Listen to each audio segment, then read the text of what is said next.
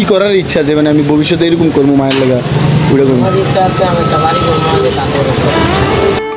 যশোরের 16 বছরের লিমন প্রায় 10 বছর আগে পরিবারের সঙ্গে চলে আসেন আশুলিয়ার শুটিং বাড়ি এলাকায়। তার বাবা অটো চালান আর বড় ভাই 5,000 টাকা বেতনে চাকরি করেন।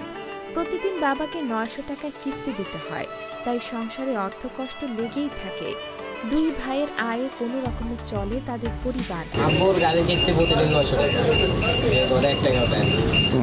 ভাই একটা চাকরি করে, মাস গেলে 6,000 টাকার উপরে পারে। ওই আমি 600-700 টাকা কামাই দেবো। 5 পর্যন্ত পড়ছি, আরেকদিন মারে,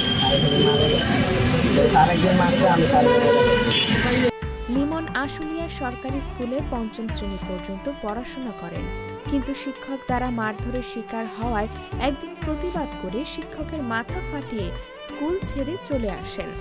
এরপর তিনি গ্যারেজের কাজ শিখে নেন এবং একটি ছোট গ্যারেজও চালু করেন।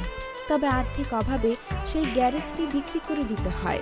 বর্তমানে তিনি কয়েক মাস ধরে একটি ভ্যানে করে বিভিন্ন পণ্য বিক্রি করছেন ড্যাফোডিল বিশ্ববিদ্যালয়ের আশেপাশে। এখন তিনি জাম বিক্রি করছেন এবং প্রতিদিন 1000 টাকা পর্যন্ত আয় করেন। এই আয় থেকে মাকে টাকা দেন এবং কিছু টাকা ভবিষ্যতে ব্যবসার জন্য জমিয়ে রাখেন। ভবিষ্যতে তো ইচ্ছা আছে একটা ব্যবসা বাণিজ্য করার, বড় যেমন মুদি দোকান, বড় একটা দোকান হয়ে গেছে। এর আগে একটা গ্যারেজ দিয়েছিলাম 70,000 টাকা দিয়া, ওইটা বিশাল হয়েছে। এখন ইচ্ছা আছে একবারে 3-4 লাখ টাকা দিয়ে একটা বাজার ধরে লাগবো।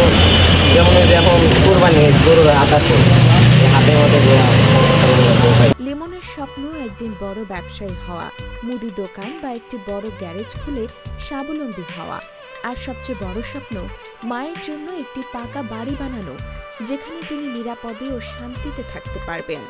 ঈদের ছুটিতে বিশ্ববিদ্যালয় বন্ধ থাকায় কিছুটা সমস্যায় পড়লেও গরুর হাটে জাম বিক্রি করার পরিকল্পনা করছেন তিনি।